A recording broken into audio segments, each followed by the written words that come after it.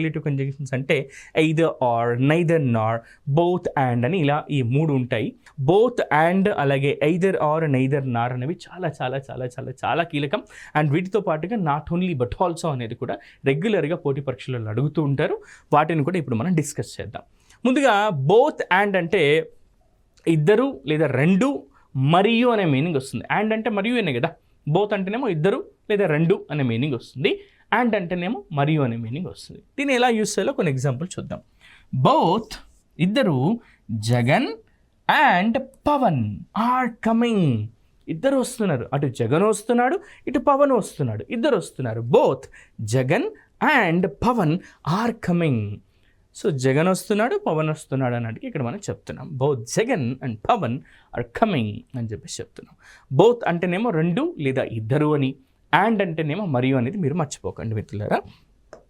ఇప్పుడు either are లేదా neither Nar, not only but also, ఇవి ఒకసారి డెఫినేషన్స్ చూద్దాం. అలాగే మళ్ళీ నేను ఏం చేస్తానంటే ఈ ఎగ్జాంపుల్ చూశాక మళ్ళీ దీని గురించి ఇప్పుడే ఇదే సెషన్లోనే డీటెయిల్గా తెలుసుకుందాం. ఐదర్ ఆర్ అంటే ఏంటి అని అంటే అయినా లేదా అనే మీనింగ్ వస్తుంది, అయినా లేక అనే మీనింగ్లో వస్తుంది. For example, you can have either tea or coffee. నువ్వు టీ అయినా తీసుకోవచ్చు, అయినా లేదా కాఫీ అయినా తీసుకోవచ్చు, లేదా కాఫీ అయినా తీసుకోవచ్చు అని. సింపుల్ సార్, నేను మీ ఇంటికి వచ్చాను, అయ్యో రాఘవేంద్ర సార్ వచ్చాడు కదా, ఒక కాఫీ ఇద్దాం అని అడిగేసరికి అయ్యో సార్ కాఫీ తాగుతాడా లేదా, సార్ మీరు కాఫీ తాగుతారా, టీ తాగుతారా, what do you want sir, do you want to have coffee or tea అంటే you can have either tea or coffee. నేను చెప్తాను ఈదర్, రెండిట్లో ఏదైనా పర్లేదు, కాఫీ అయినా పర్లేదు, టీ అయినా పర్లేదు. అందుకే you can have either tea, నేనేమంటానంటే you can bring either tea or coffee.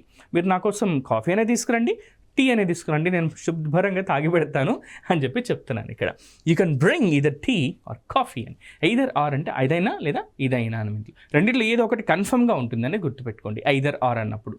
మరి నైదర్ నార్ అంటే ఏంటి? నీదర్ నార్ లేదా నైదర్ నార్ అంటే ఏంటంటే అది కాదు ఇది కాదు, రెండు కాదు, కాదు అలాగే కాదు.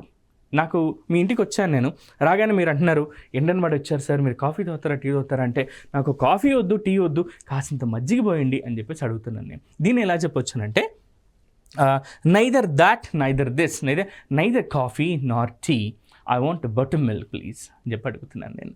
So neither that neither this or this అంటే ఇది కాదు అది కాదు, రెండిట్లో ఏది కాదు అన్నప్పుడు నైదర్ అనే నార్ అనేటటువంటి ఈ కాన్సెప్ట్ని మనం యూజ్ చేస్తాం.